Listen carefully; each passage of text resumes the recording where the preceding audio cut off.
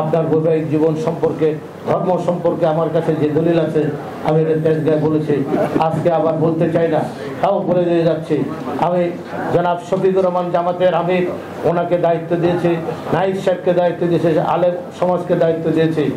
আপনি আমেরিকায় লেখাপড়া করতেন, আপনার একজন প্রেমিকা ছিল, সেই প্রেমিকা হলো মনিকার মা, আপনার মেয়ের মা। তিনি হলেন রাশিয়ার অর্থোডক্স খ্রিস্টান, রাশিয়ান আমেরিকায় লেখাপড়া করে। ওই মহিলা দাবি দিল, ইউনুস তুমি যদি আমাকে বিয়ে করতে হয় তাহলে এই অর্থোডক্স ইয়েতে চার্চে গিয়ে তোমাকে খ্রিস্টান হতে হবে, তাহলে আমি তোমাকে বিয়ে করব। ইউনুস সাহেব, আপনি 1970 সালে সে অর্থোডক্স চার্চে গিয়ে খ্রিস্টান হয়ে মনিকার মাকে বিয়ে করেছেন।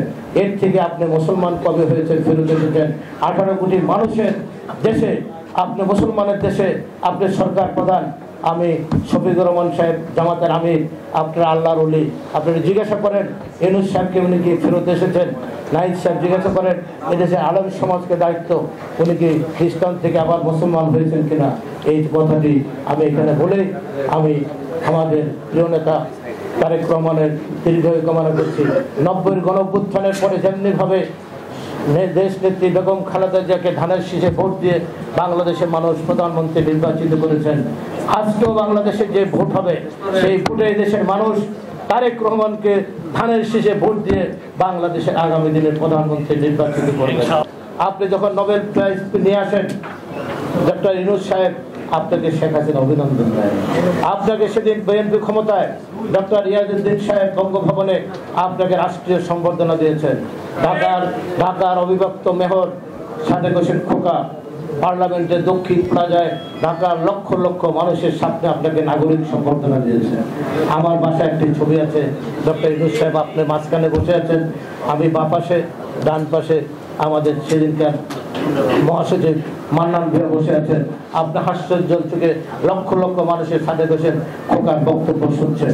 সেই সাদেক হোসেন খোকা বাংলাদেশের ইতিহাসের সবচেয়ে সফল গেরিলা যোদ্ধা। ঢাকার 9টি অপারেশন অত্যন্ত সাহসিকতার সাথে করেছেন। ঢাকার উন্নয়নের সাথে সাদেক হোসেন আপনাকে সম্বর্ধনা দিয়েছেন। আপনাকে নির্লজ্জ বেহায়া, তার ছেলে ইশরাক হাইকোর্ট তাকে রায় দিয়েছে, ইসি তার গেজেট করেছেন, আপনি তাকে শপথ দিচ্ছেন না, শপথ করে দিচ্ছেন না। আপনার চাইতে এর চেয়ে নির্লজ্জ কোনো মানুষ হতে পারে না। তাই আমরা বলতে চাই অতি শীঘ্রই সাদেক হোসেন খোকার ছেলে ইশরাককে শপথ গ্রহণ করার আপনি ব্যবস্থা করবেন। আর যে 3 জন উপদেষ্টা, একজন খলিল, আমি আগেও বলেছি ডবল মার্ডার কেসের আসামি, সে মার্ডারের পরের দিন থেকে গেল, আবার অনেক বছর পরে সে ফেরত এসেছে মার্কিন পাসপোর্ট নিয়ে। সে লতিফুর রহমানের কেস ছিলেন, এই ইতিহাসটি না বললে নয়। সেখানে লতিফুর রহমানের একজন প্রোটোকল অফিসার ছিলেন, ফরেন মিনিস্ট্রির ডিএস, অপূর্ব সুন্দরী একজন মহিলা, তার স্বামীও ছিল ফরেন মিনিস্ট্রির একজন উপসচিব ডিএস, কুমিল্লার একটি বিখ্যাত পরিবারের তারা সন্তান।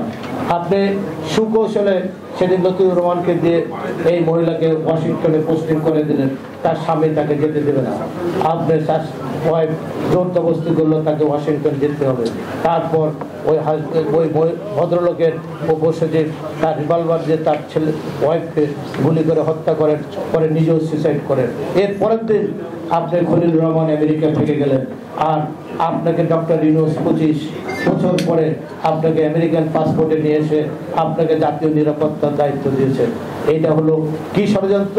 পোর্ট এবং মানবিক করিডোরের নামে আপনার দেশটাকে বিক্রি করে দিলেন। অতএব এই থেকে দেশকে মুক্তি পেতে হলে